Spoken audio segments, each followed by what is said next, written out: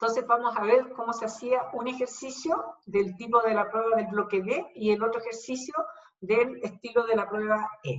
¿Okay? Entonces, veamos. Bueno, en el ejercicio tipo D, te cambiaron algunos valores nomás, pero decía 2 kilomoles de agua se encuentran contenidos dentro de un recipiente cilíndrico sobre el cual descansa un pistón de 0,1 metro cuadrado de área. O sea, estaban dando en el fondo, de un modo u otro, la masa de agua, el cual ustedes lo determinaban con estos 2 kilomoles y con el peso molecular, que es 18, ¿verdad? Y estaban dando entonces el área del pistón, que corresponde al área del cilindro. También daban la presión atmosférica, que si no se las hubiese dado, igual ustedes deberían haber supuesto que valía 100 kilopascal, el valor de G, y dice, inicialmente el cilindro se distribuye en 3 compartimientos, tal como se muestra en la figura. En la figura no interesa nada más que cómo se comportan estos compartimientos, o sea, que era A, B y C. Este es el fin de esta figura, no otro, ¿ya? Entonces, después dice, uno de los compartimientos, cualquiera, el A, B o C, tiene agua a 200 grados Celsius con 70% en peso de líquido. El hecho de que uno de los compartimientos tuviera una temperatura de 200 grados Celsius significaba que la temperatura inicial de todo el sistema era 200 grados Celsius. ¿Ya? Después decía, con 70% en peso de líquido, otro tiene un 40% en peso de vapor y otro un 100% en peso de líquido. Al inicio, la masa de vapor que hay en el compartimiento B es 15% superior a la masa de vapor del compartimiento C, y la masa inicial del líquido en el sistema es 9 veces la masa de vapor inicial. Y nos dan también la altura entre el fondo del cilindro y los topes de este. O sea, esa distancia en la altura 2 es igual a 10 metros. ¿Ya? Bien, entonces veamos cómo lo resolvemos. Insisto que yo las pautas se las subí a la plataforma ayer, así es que ustedes ahí pueden ver los resultados del ejercicio que les tocó a cada uno. Entonces, lo primero, aquí tenemos todos los datos que les dije delante, de acuerdo a los datos que nos daban de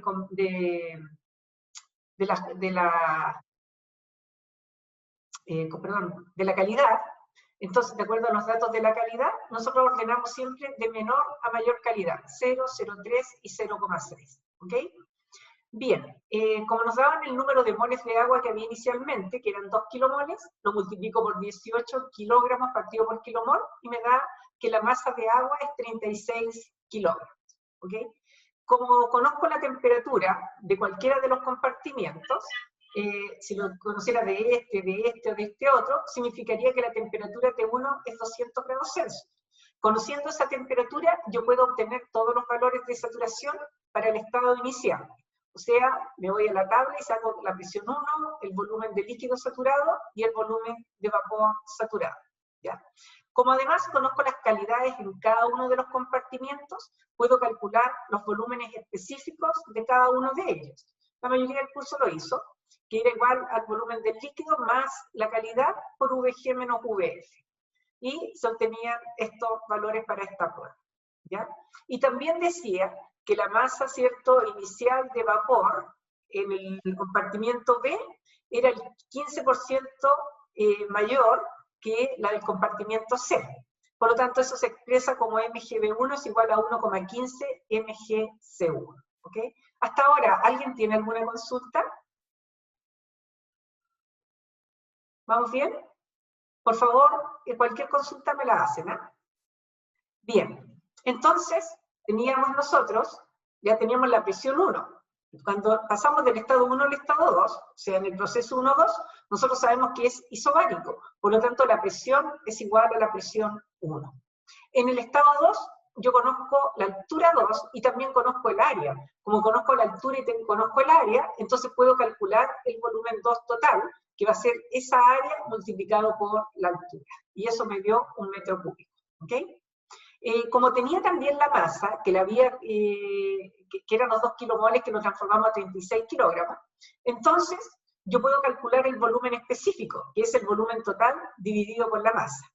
Una vez que yo tengo el volumen específico, puedo calcular la calidad, porque conozco los valores de saturación, VF y VG, que son los mismos que el estado 1. ¿Por qué? Porque el proceso 1-2 es isobárico, por lo tanto, los valores de saturación para ambas presiones son las mismas. Por lo tanto, determiné la calidad 2. ¿Okay? Después calculé también la masa del pistón, que era una de las preguntas que me hacía, a partir de esta ecuación. Como yo conozco la presión 1, conozco la presión atmosférica, conozco G y conozco el área, despejo el valor de la masa del pistón, hago la conversión correspondiente y me quedaba aproximadamente este valor de masa de pistón. Puede que ustedes no lleguen exactamente al mismo valor porque yo esto lo hice en el Excel, ¿ya? Pero si les da 14.009, 14.700 también está correcto. ¿Hasta acá vamos bien o no? ¿O hay alguna consulta? ¿Se entiende? Necesito que me digan si se entiende. Sí, profe, se entiende. Perfecto, muchas gracias. Entonces, después, bueno, acá, si ustedes se fijan, acá tenemos solamente líquido. Aquí tenemos una parte de vapor y de líquido, y acá tenemos vapor y líquido. Por lo tanto, todo el vapor está concentrado en los compartimientos B y C. Por lo tanto, yo puedo decir que la masa de G inicial, la masa de vapor inicial, es la masa de vapor que hay en el B más la masa de vapor que hay en el C. Y eso hice, ¿bien? Por otro lado, yo les decía que había esta relación, ¿cierto?, entre las masas de vapor de B y de C. Por lo tanto, en vez de masa de vapor de B, pongo 1,15 mgc1. Más mgc1, te queda 2,15 mgc1. Por lo tanto, de acá yo obtengo el valor de mgc1. ¿Por qué? Porque yo ya tenía la calidad. Y como tengo la masa y tengo la calidad, de ahí saco cuánto vale el mgc1 total, ¿verdad? Y por lo tanto, ahora puedo determinar mgc1. Ya teniendo el valor de vapor, la masa de vapor total del sistema inicial, y la masa de vapor que hay en C, es fácil sacar la masa en B de vapor como la resta, ¿verdad? Entonces serían bien como la resta de la masa de vapor total menos la de C, o bien sacándolo a partir de esta ecuación, 1,15 por mgc. Y ahí me queda 1,926. O sea, la masa de vapor total va a ser la suma de estas dos. Ustedes pueden ir verificando los resultados a la medida que voy avanzando en el ejercicio. Siempre se puede hacer en estos ejercicios eso. Bien, como conozco la calidad en el compartimiento B, y además XB es igual a la masa de vapor dividido por la masa total en B, entonces ahora puedo determinar cuánto vale la masa de líquido en B. ¿Ok?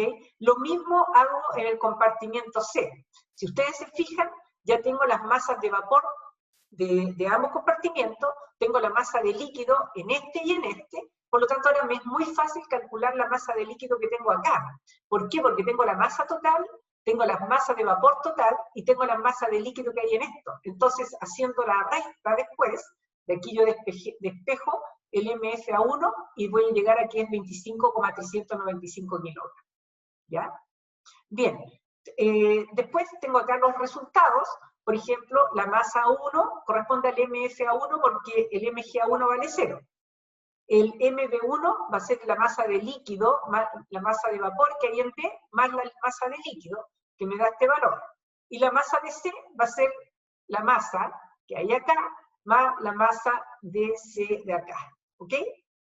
Bien, conocidas las masas, yo puedo calcular también, bueno, conozco los valores de los volúmenes específicos para A1, B1 y C1, que lo había calculado acá, ¿ya? Con las calidades. Por lo tanto, conozco esos volúmenes. Como conozco los volúmenes específicos y conozco las masas, yo sé, por propiedad específica, que el volumen específico es igual al volumen total dividido por la masa. Por lo tanto, si despejo, el volumen total va a ser la masa por el volumen específico y tengo que ponerle el nombre y el apellido del compartimiento y del estado en que se encuentra. Hago eso y de aquí, como conozco el volumen es área por la altura. Por lo tanto, despejo las alturas y de ahí obtengo HA1, HB1 y HC1. Esta prueba no era para nada difícil, era súper rápida de realizar si es que yo tengo claro los conceptos. No sé si lo entendieron los estudiantes que tuvieron la prueba del bloque D. Profe, Dime. ¿cómo sacó la masa de vapor de C1? La masa de vapor de C1, ya. ¿Te acuerdas que habíamos calculado la calidad inicial del sistema? ¿Sí? ¿Ya? ¿Te acuerdas o no? Ah, mira, acá ya. Calculé la calidad. La calidad es igual a mg dividido por la masa de agua. Tú ya conoces la masa de agua porque era un dato, ¿verdad? Por lo tanto, tú dices Voy a ponerme acá. Un poquito más acá. Entonces, tú calculas, ya, la cálida 1 va a ser igual a mg dividido por la masa, ¿verdad? Y de acá, mg1. Y de acá, tú sacas la masa de vapor 1. ¿Ya? ¿Estás de acuerdo o no? Me tienes que decir si es que entiendes o no para explicártelo. Ahí está. La calidad 1, ¿cómo la sacó? Como calculamos, me devuelvo. Calculamos, qué bueno que me estés preguntando. Calculamos el volumen 1. Déjame ir.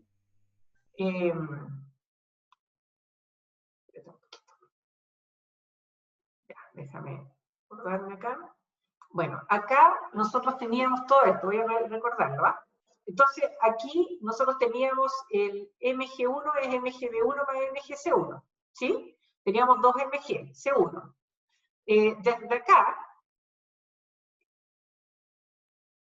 Desde acá, espérate un poquito, tú tienes esta razón, mf1 es igual a 9 mg1, no lo puse acá, porque me comí eso, ¿ya? Pero lo hacemos al tiro. Déjame duplicar esto. Qué bueno que lo preguntaste, muy bien, ¿ya? Tú tienes esta relación.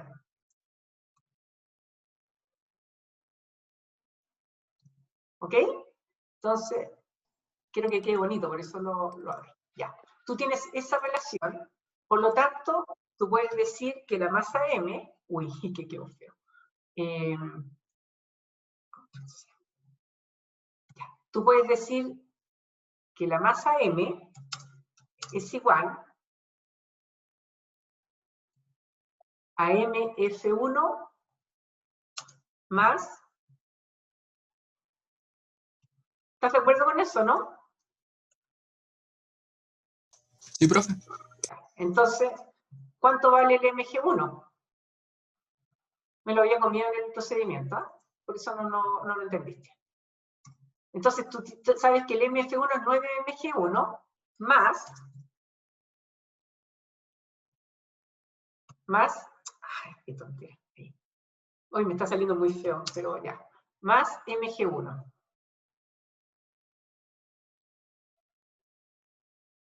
¿Sí? Sí, sí, y como conocemos. Eso es. Como conoces la masa, eso es 10 mg1, ¿viste? Entonces, de ahí tú despejas, voy a borrar esto, lo había hecho en mi mente. Entonces, de acá tú despejas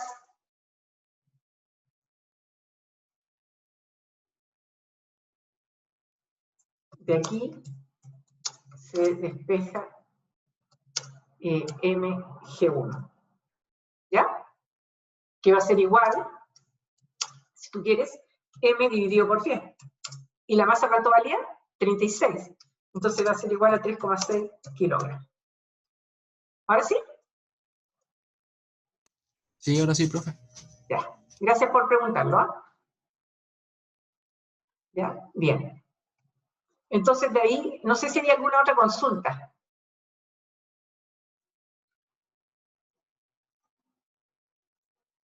Profe, yo tengo una, Por favor. pero es como más técnica, porque lo que pasa es que a mí me tocó una que decía, no decía 9 veces, decía 10 veces, Sí. por ¿Ya? casualidad, no tiene que, ¿cuánto le da ese número?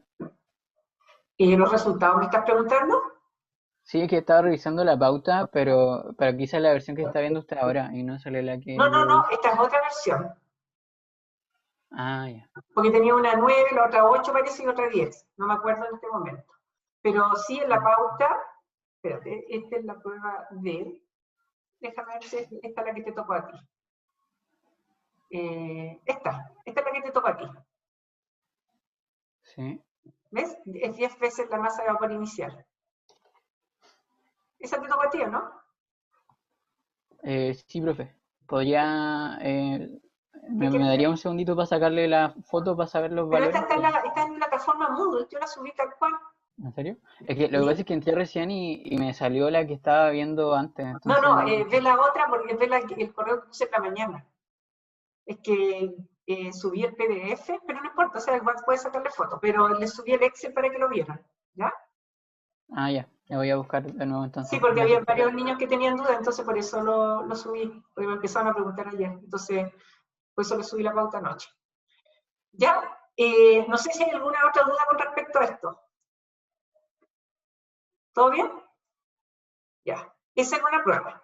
El estilo, por supuesto, dependiendo de los datos que tuviera cada uno. Ya. La prueba del bloque E era un poquito distinta, porque a los otros tenían topes. En la prueba E les dice el enunciado que tiene un resorte. Les ponían un dibujo solamente para ver estas alturas. ¿Eh? Esto es lo que, o sea, para ver que acaba A, B y C. Esa era la única funcionalidad del dibujo, no otra, ¿ya? Porque ahí dice se distribuye en 3 compartimientos, tal como se indica en la figura. Acá, lo que te dan, fíjate, se agrega calor hasta que se alcance una entropía a tal temperatura, el valor de la entalpía final, el valor, déjenme correr esto, el valor de la entalpía final es 313,83 megajoule, ¿ok? Fíjense cómo se hacía este ejercicio, era re fácil, era muy parecido al otro entonces. Acá tenemos nosotros los datos, después como nos dan la entropía y la temperatura final, yo voy a la tabla y saco, bueno, a esa temperatura estoy en la fase de vapor sobrecalentado y saco el valor de la entalpía específica, ¿ya? Saqué también el valor del volumen. A mí me están dando como dato la entalpía total, porque le estaban dando 313, creo, 313,83 megajoule. Lo transformé a kilojoule y para eso lo multiplico por 1000, me queda 313.830 kilojoule. Y yo sé que por propiedad específica, que la propiedad específica es la propiedad total dividido por la masa. Por lo tanto, en este caso, la entalpía específica, que la saqué de la tabla, es igual a la entalpía total dividido por la masa, y de aquí yo despejo la masa, que es igual a 100 kilogramos. ¿Ok? Y ya con eso, el resto del ejercicio es bien parecido al ejercicio que les hice recién. Entonces, ¿ya? Es bien parecido al ejercicio que les hice recién. Entonces, primero yo tengo la presión 1 es la presión atmosférica más la masa del pistón por G dividido por área. Si necesitan calcular la masa del pistón, de aquí se obtiene, ¿ok? Después, acá, en este cilindro, con resorte, yo tengo tengo solamente 2 estados, ¿verdad? Tengo el estado inicial y tengo el estado final. Me estaba diciendo el volumen 2, que lo saqué desde la tabla, con la temperatura y la entropía que me dieron, ¿verdad? Y como ya obtuve la masa con las 2 entalpías, entonces puedo calcular cuánto vale el volumen total, el volumen 2. Como además yo conozco el área, entonces digo, puedo determinar la altura 2. ¿Ven? Y ahí tengo la altura 2. Por favor, si alguien tiene consulta, me dice, ¿no? Me lo indica.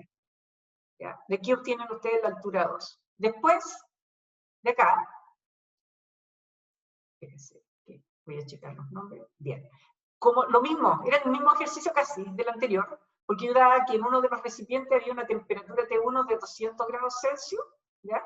Entonces, con ello, si tenía en cualquiera de los recipientes 200 grados Celsius, significa que el recipiente total tiene una temperatura inicial de 200. Y si yo voy a la tabla, saco el valor de la presión inicial, que es 1,554 megapascal, de ahí obtengo los valores de saturación, de líquido y de vapor saturado, y como conozco las calidades de los 3 compartimientos, puedo calcular el volumen específico de cada uno de los compartimientos. Después, la masa de vapor del compartimiento B es igual al 1,2 del MgC1. Yo sé que la presión 2 es igual a la presión 1 más la presión del resorte, donde la presión del resorte viene dada por esto. Por lo tanto, conozco la presión 2, ¿verdad?, que la saqué de la tabla. Conozco la presión 1, que la obtengo también desde la tabla con los 200 grados Celsius. Conozco la constante K del resorte, que es dato. Conozco el área y por lo tanto puedo despejar el delta X. Y el delta X en este caso da 12,89 metros. Por lo tanto, yo sé que el H2 es H1 más delta X. Por lo tanto, si despejo el H1, que es la altura inicial, me va a quedar H2 menos delta X, que es igual a 21,43. Tengo la altura 1, y como conozco el área, puedo calcular cuánto vale el volumen 1 total. ¿Ven? Después de eso, yo también conozco la masa. Al tener la masa y el volumen total, lo divido por la masa y me da el volumen específico. Con este volumen específico, yo puedo calcular la calidad inicial. que es 0,16. Después, con esta calidad, como conozco la masa total, puedo calcular cuánto vale mg1, la masa de vapor inicial. Y por lo tanto, la masa de vapor inicial es igual a la masa total por la calidad. Y de ahí me sale que el mg es 16,06 kilogramos. ¿Vamos bien o no? ¿Niñas, niños? ¿Alguien que me diga si entiende? No Sí, sé. profe. ¿Sí? Sí, profe, todo bien. Ya. Me tienen que avisar porque de repente los pierdo y no me doy cuenta. ¿Ya? Entonces, tenemos nosotros que la masa de vapor se distribuye entre estos dos nomás porque acá la calidad vale 0. Por lo tanto, me queda mgb1 más mgc1 es igual a mg1. Y este era 1,2, ¿cierto? El mgc1. Lo mismo que recién. Exactamente. En realidad, el resto se hace igual que en el ejercicio anterior. Entonces, de acá yo obtenía el mgc1. Después obtuve el mgb1, ¿cierto? Que se podría obtener de acá, o bien restándole a la masa de vapor total, restarle esto, obtendrían el mismo valor. Y después, como conocíamos la calidad en B y lo mismo en C, pude obtener de acá la masa de líquido que había en B y en C respectivamente. ¿Ya? Después, para calcular la masa de líquido que hay en el compartimiento A inicialmente, digo la masa total es mg más mf, pero el mg1, si bien lo conozco, el mf total va a ser mfa1 más b1 más c1. Estos dos los conozco, todo esto lo conozco, por lo tanto puedo despejar la masa de líquido inicial en el compartimiento A. Ya teniendo todos los mf y mg, puedo calcular las masas totales que hay en cada uno de los compartimientos. Lo mismo de recién, calculo los volúmenes específicos, ¿cierto? Con las calidades, y después el volumen total, que es la masa por el volumen específico. Una vez que conozco los volúmenes totales, digo que las alturas son los volúmenes divididos por las áreas. Y eso era el ejercicio. No sé si hay alguna consulta. Si ustedes se fijan, no era un ejercicio difícil. Solamente había que aplicar los conceptos que ustedes ya conocían. Entonces, ¿qué es lo que les costó encontrar o no lo encontraron simplemente algunas personas? Fue relacionar esto que es tan importante, que yo he hecho tanto hincapié, en la propiedad total con la propiedad específica. Y eso va a seguir saliendo en las pruebas. Entonces, es importante, por eso también quise no solamente mandar las pautas, sino explicarlas, para que ustedes no cometan los mismos errores, los que los cometieron, ¿eh? No digo que todos los cometieron, pero para que no cometan los mismos errores en las pruebas sucesivas. ¿Okay? En la prueba chica, no, prueba grande, en la prueba 1, la mayoría tuvo bueno esto de las propiedades totales y específicas. Entonces, si bien es cierto, lo aprendieron como teoría, parece que algunos no lo aprendieron a aplicar, o en el momento de la prueba no se dieron cuenta. ¿Ya? Pero eso es básicamente, si ustedes se fijan, no tenía nada del otro mundo la prueba. No sé si me quieren decir algo. ¿No? ¿Consultas? Bien. Entonces, esta es la pauta de la prueba. Ahora vamos a pasar la materia. Vamos a pasar la materia de hoy día. Bien. Yo no les he contado, yo hice un cómic, ¿saben? El año pasado. Entonces, este es mi personaje del cómic, se llama Esther, es la profe Esther, que le enseña termodinámica. Esos cómics están en la biblioteca, por si acaso. ¿Ya? Bien. Lo que vamos a ver hoy día es la primera ley de la termodinámica, donde ustedes van a conocer el famoso ciclo de Rankine. Digo famoso porque es bien famoso, es un ciclo de potencia, es el ciclo más simple que existe, en el cual entran en funcionamiento en serie 4 dispositivos, que son la caldera, la turbina, el condensador y la bomba. Entonces vamos a partir definiendo un volumen de control.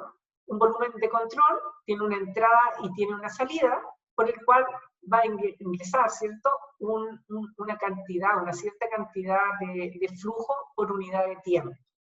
Si ustedes se fijan, bueno, ustedes conocen la masa nosotros siempre la hemos identificado con la letra M. Cuando ustedes vean en ingeniería una propiedad que tiene un puntito arriba, significa que es esa propiedad por unidad de tiempo. En este caso es la masa por unidad de tiempo. Por ejemplo, se llama flujo másico, ¿ya? Creo que se los había dicho en la segunda o tercera clase de termodinámica. Entonces, el flujo másico son por ejemplo, si está en kilogramos, son los kilogramos por minutos que ingresan, o los kilogramos por hora, o libras por minuto, ¿ok?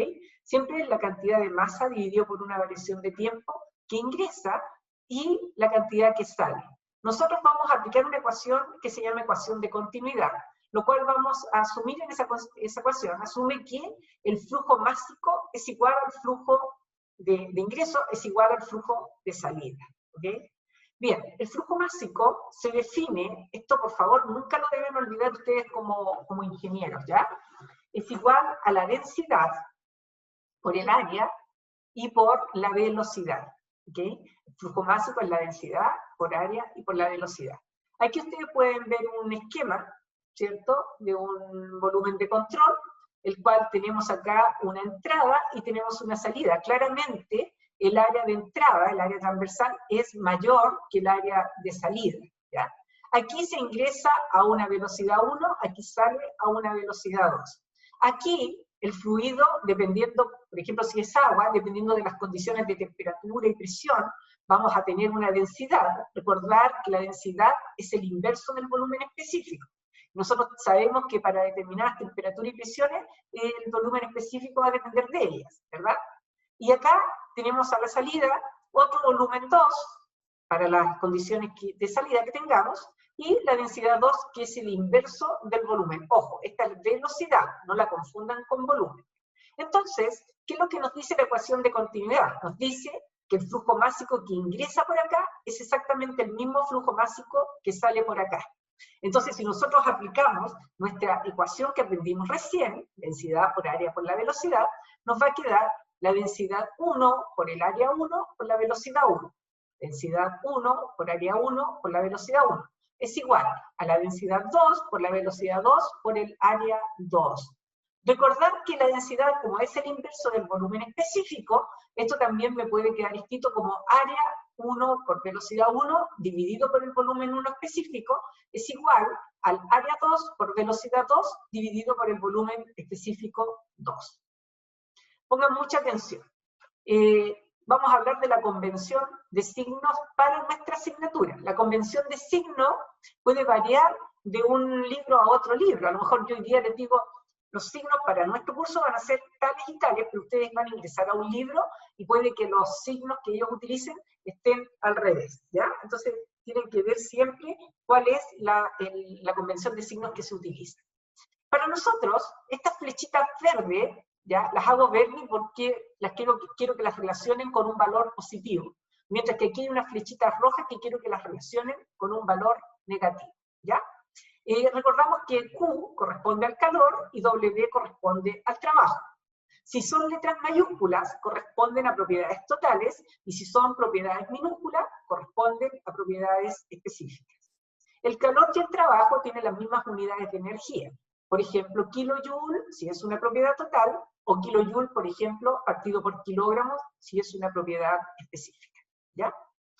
Bueno, este es un sistema. Este sistema podría ser una caldera, puede ser una turbina, puede ser un compresor, puede ser cualquier dispositivo, y nosotros vamos a asumir que si tenemos que agregarle trabajo para que funcione este dispositivo, como hay que agregarle trabajo, eso es dinero, ¿verdad? Nos cuesta plata. Por lo tanto, esto va a ser negativo. Siempre que el trabajo ingrese, va a ser negativo, ¿ok? Por el contrario, si el trabajo se genera, se produce, como es en el caso de una turbina, nosotros vamos a considerar que ese trabajo es positivo. Aquí en rojo, por ejemplo, el trabajo de una bomba para que funcione, requiere que incorporemos trabajo. Al entrar el trabajo, hace que el trabajo de la bomba sea negativo, ¿ya? Con respecto al calor, va a ser al revés. Si el calor ingresa al sistema, por ejemplo, ocurre en una caldera, ese calor va a ser positivo. Mientras que si hay pérdidas de calor, por ejemplo, en un condensador, eso nosotros lo vamos a considerar como negativo, ¿ya? Bien, la primera ley de la termodinámica, que yo ya se las había mostrado hace un tiempo también, establece que el calor menos el trabajo es igual a la variación de energía interna. Nosotros esto lo podemos expresar de tres maneras distintas. La primera ley la podemos expresar en términos de propiedades totales, que son letras mayúsculas, de propiedades específicas, que son letras minúsculas, o bien a través de valores de potencia, que van a ser con un punto, como nos vamos a ver ligerito, ¿ya? Entonces, ustedes saben que el calor menos el trabajo, en la primera ley, dice que es igual a la variación de energía total. Esa variación de energía total es la suma de la variación de energía interna más la variación de energías externas. Dentro de las energías externas está la energía cinética y la energía potencial. Para efectos de la asignatura, nosotros vamos a considerar que la variación de energía externa es despreciable, o sea, no hay variación de energía cinética, estamos diciendo que no hay una variación de velocidades, y también vamos a asumir que no hay una variación de energía potencial, o sea, no hay, son despreciables las variaciones de altura o de posición, ¿ok? Por lo tanto, para efectos de nuestro curso, nos va a quedar que el calor menos trabajo es igual a delta U, a la variación de energía interna. Como estas son letras mayúsculas, está en términos de propiedades totales, por ejemplo, kilojoule o BTU. Si yo lo dejo expresado con letras minúsculas, ¿ya? Significa que estas letras mayúsculas las divido por M, por ejemplo, y me voy a transformar en estas propiedades, en letras minúsculas que son las propiedades específicas. El calor menos trabajo es igual a delta U, y como son letras minúsculas, me quedaría en kilojoule partido por kilogramo, si está en sistema internacional, o en BTU partido por libras, si está en sistema inglés. Pongan mucha atención, pregunta de prueba.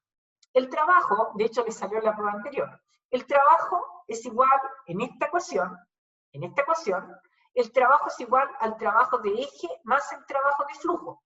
Ustedes hasta ahora saben calcular el trabajo de flujo, que era igual a la integral de P por dV, ¿verdad? Que lo aplicaron para sistemas isobáricos, isocóricos e isotérmicos. Entonces, acá en realidad no solamente está el trabajo de flujo considerado, sino que también está el trabajo de eje. El trabajo de eje corresponde al trabajo que hay en una turbina o al trabajo de un compresor, al eje de esos dispositivos, ¿ok?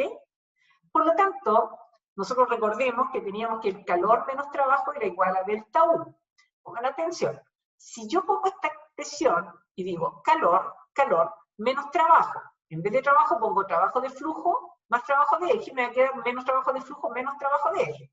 Es igual a delta U. Este trabajo de flujo lo voy a tirar para el lado. Esto es pregunta de prueba. Calor menos trabajo de eje va a ser igual a delta U más trabajo de flujo. ¿Ya? ¿Qué ocurrió? En termodinámica, para simplificar el trabajo, los termodinámicos decidieron definir al delta U más el trabajo de flujo como una variación de entalpía, ¿ok? Que depende, por supuesto, ustedes saben que el trabajo de flujo depende de la presión y del volumen, delta PV. Entonces, aquí nosotros tenemos que el calor menos trabajo de eje va a ser igual a ¿qué? A delta H. ¿Ven? Entonces, esta ecuación de la primera ley es la que ustedes van a aplicar cuando trabajen con ciclo de Rankine y también para la prueba, la próxima y última prueba corta con respecto a la prueba 2. La primera ley, entonces, yo aquí la expreso en términos de propiedades específicas. Si yo esto lo multiplico por la masa, voy a quedar con propiedades totales. Calor total, menos trabajo, y como lo sé, porque veo las letras mayúsculas. Aquí está en kilojoule partido por kilogramo, o BTU partido por libras, y aquí está en kilojoule o BTU. Ahora, definiendo la potencia y el flujo de calor, siempre yo los voy a expresar en ingeniería como un punto arriba. Si ustedes ven un Q punto, ¿qué es esto? Significa que es el calor por unidad de tiempo. Si yo veo el W está abajo, pero si lo veo con un punto arriba, es el trabajo por unidad de tiempo. Bien, el W punto se define como el flujo másico por el trabajo. Y esto representa la potencia. Mientras que el Q punto es M punto, pero por el calor, esto representa el flujo de calor o rapidez de calor, y otros le llaman velocidad de calor, pero más conocido por rapidez de calor. ¿Ya? Bien, de acuerdo a lo que dije anteriormente, nosotros la primera ley de la termodinámica, como ustedes la deben aplicar para lo que viene, siempre va a ser en estas tres formas. Si yo tengo unidades de energía por unidad de masa, va a ser con letras minúsculas. Si yo tengo por unidad de energía, va a ser con estas letras mayúsculas. Esto M delta H podría ser un delta H grande, como el que les di en la prueba en el bloque E, que valía no sé cuántos megajoules, ¿ya? Y si yo lo trabajo por unidad de tiempo, me va a quedar el Q punto menos potencia es igual a M punto delta H. Este es el flujo másico, acuérdense, kilogramos partido por segundo, por ejemplo, y me va a quedar en estas unidades, por ejemplo. ¿Ya? Bueno, ¿cuáles son las aplicaciones de la primera ley? Cuando la energía en forma de calor se transfiere a un fluido de trabajo, la energía en forma de calor puede ser extraída entonces desde el fluido de trabajo. Y el trabajo puede transformarse a energía eléctrica, por ejemplo, en una planta de potencia, que es lo que vamos a ver ahora, que es el ciclo de Rankine. Todos aquellos estudiantes que están estudiando ingeniería química, por favor, mucha atención, porque esto es sumamente importante para su formación. Les presento aquí el ciclo de Rankine, ¿ya? Aquí el ciclo de Rankine tiene funcionando en serie 4 dispositivos. En serie significa que va uno, después el otro, después el otro, después el otro, que son la caldera, la turbina, el condensador y la bomba. Ustedes se preguntarán por qué hay algunos de color verde y otros de color rojo. Bueno, solamente para que ustedes relacionen las propiedades positivas o las propiedades negativas. En el caso de la caldera y del condensador, ambos son intercambiadores de calor que funcionan de manera isobárica, es decir, la presión es constante. En el caso de la caldera y el condensador, como son intercambiadores de calor, no hay trabajo de eje, solamente hay un calor asociado. Si ingresa el calor, de acuerdo a la convención de signos, les dije que el calor era positivo. Si se pierde calor, como en el caso del condensador, el calor es negativo. Por eso está rojo este y este está verde, ¿ya? Con respecto al trabajo, vamos a asumir, para efectos del curso, no siempre es así, o sea, de hecho casi nunca, que tanto la bomba como la turbina funcionan adiabáticamente. ¿Qué significa adiabático? Que no hay intercambio de calor. Por lo tanto, vamos a asumir que el calor de la bomba y el calor de la turbina son cero, son despreciables. Entonces acá solamente voy a tener trabajos asociados. Este está rojo, o sea, cuando ingresa trabajo, ¿se acuerdan que yo les había dicho? Miren, si se han olvidado, cuando ingresa trabajo es negativo, cuando sale trabajo es positivo, cuando ingresa calor es positivo, cuando sale calor es negativo. ¿Ven? ¿Ven que era verdad? Aquí está ingresando trabajo negativo, se genera o se produce trabajo o potencia, ya, lo mismo, entonces es positivo. Y aquí hay un flujo másico, vamos a asumir, de acuerdo a la ecuación de continuidad, que el flujo másico de entrada y de salida de cada uno de los dispositivos es constante.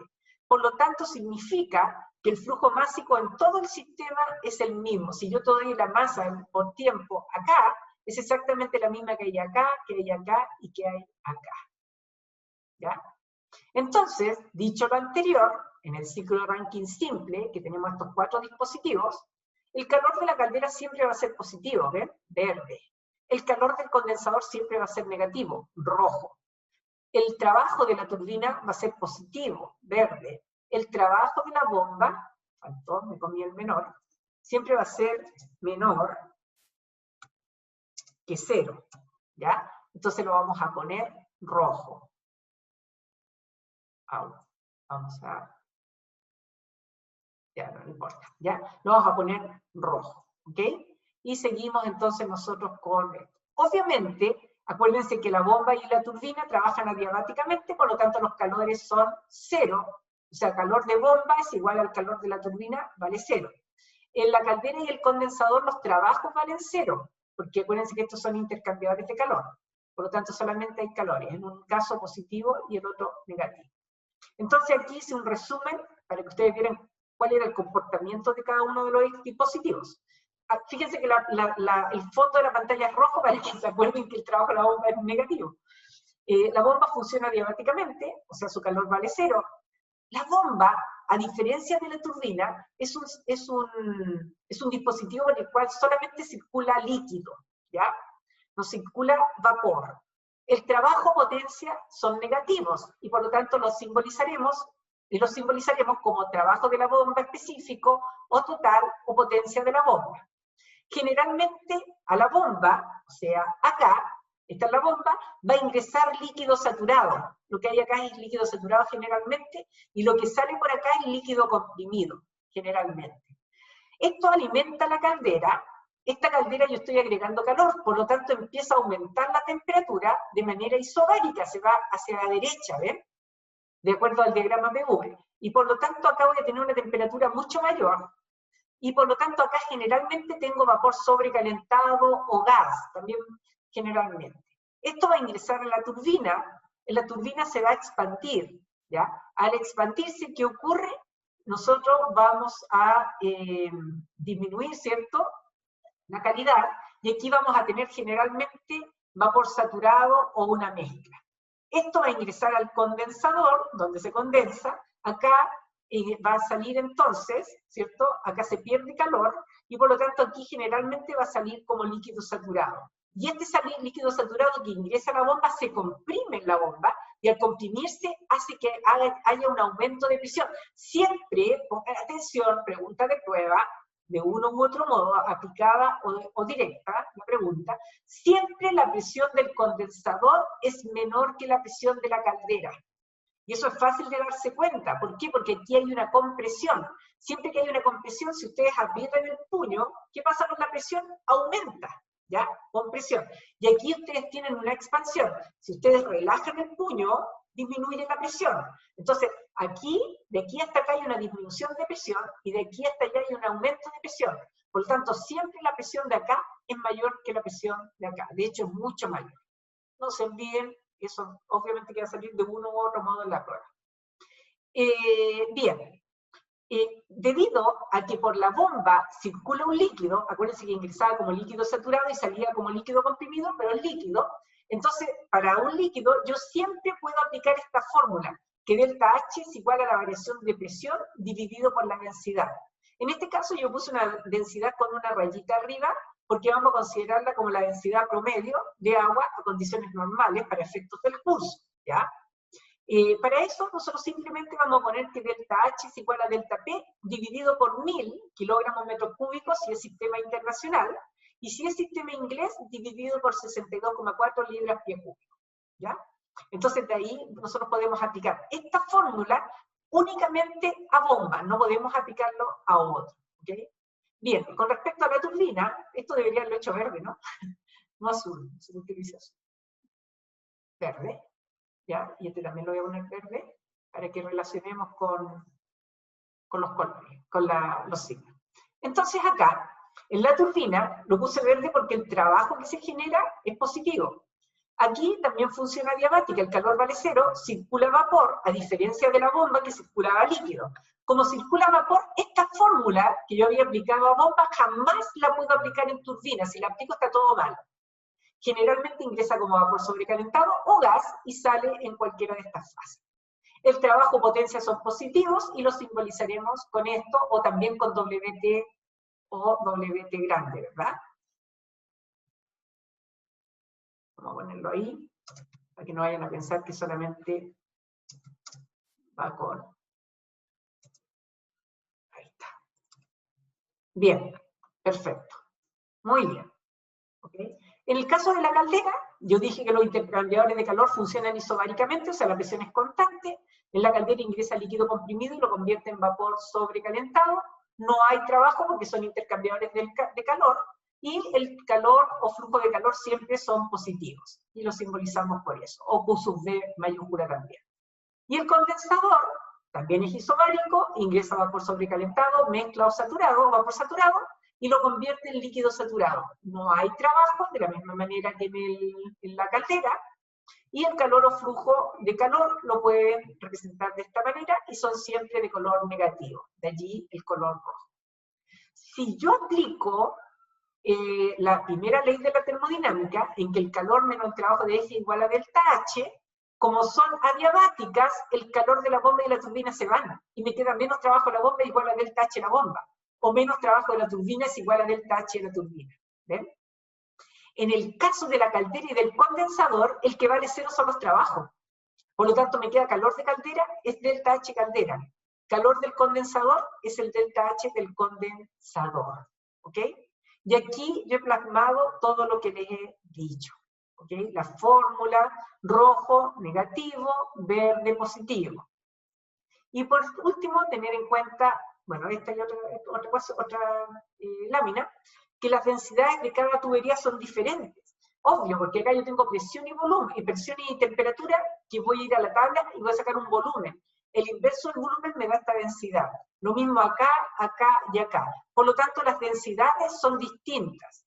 Lo que yo puedo considerar que son iguales son las áreas, porque en general en estos circuitos, los diámetros de las tuberías son las mismas, el mismo material, el mismo diámetro. Por lo tanto, el área de las tuberías no cambia, pero sí cambiaría la densidad y cambiaría la velocidad, ¿ok? Que es lo que les he dicho acá. Y recuerda que puedes utilizar también la ecuación de continuidad, la cual decía que el flujo másico era igual a la densidad por área y por la velocidad. Y por último, para finalizar la clase de hoy día, la eficiencia del ciclo de Rankine se define como el trabajo neto dividido por el calor de entrada. El trabajo neto es el trabajo de todo el sistema. Si ustedes se fijan, acá el trabajo vale 0 y acá también. Por lo tanto, el trabajo neto va a ser el trabajo de la turbina más el trabajo de la bomba. Y dividido por el calor de entrada, el único que está ingresando es el calor de la caldera. ¿Ok? No sé si tienen alguna consulta. ¿O comprendieron? Yo tengo una. Por favor. ¿Me puede mostrar, por favor, la imagen del ciclo? Ahí, en la turbina, Ya. bueno, la letra que sale en verdecito, pone que el trabajo es positivo arriba, pero después abajo pone que es negativo. Mira, qué bueno, ¿Qué mira, qué niño más habilidoso. Muy bien que me hayas preguntado. El trabajo de la turbina es positivo, pero el menos trabajo de la turbina, porque siempre se equivoca, ¿es positivo o es negativo? Si tú tienes que A vale 8, ¿cuánto vale menos A? Menos 8. ¿Viste? Entonces el menos trabajo de la turbina es negativo, ¿ya? Eso es lo que quise decir, porque siempre le ponen que es positivo. El menos trabajo de la turbina es negativo, el trabajo de la turbina es positivo. ¿Me entiendes o no? Ah, sí, profe, perfecto, gracias. ¿Ya? Qué bueno que me preguntaste eso. Mira, a mí se me olvidó explicar eso. Y acá lo mismo. El trabajo de la bomba es negativo, pero el menos trabajo de la bomba es positivo. ¿Por qué digo eso? Porque la primera ley, si tú te fijas, te queda menos trabajo de la bomba es igual a delta H. Entonces, si bien es cierto, el trabajo de la bomba es negativo, pero al tener este menos ahí, el menos acá te quedaría todo esto un valor positivo. Es ahí donde se equivocan generalmente los estudiantes. Excelente pregunta. Te felicito. ¿Ya? ¿Alguien más? ¿No? ¿Entendieron? Bueno, no se asusten si no entendieron. Esta es la parte de la materia, pero mañana los que asistan vamos a realizar un ejercicio súper entretenido y ahí sí van a entender, ¿ya? Ahí van a comprender porque lo vamos a ir haciendo paso a paso y hasta que lo entiendan bien y vamos a hacer varios ejercicios. Esta materia es como la más bonita, porque, por supuesto, para hacer estos ejercicios ustedes requieren dominar todo lo que han visto hasta ahora, ¿ya? Y yo creo que sí lo dominan. Entonces, esta materia es muy bonita, es la que generalmente les gusta más a los estudiantes. ¿No hay más consultas? ¿No? Bien, entonces vamos a parar la grabación.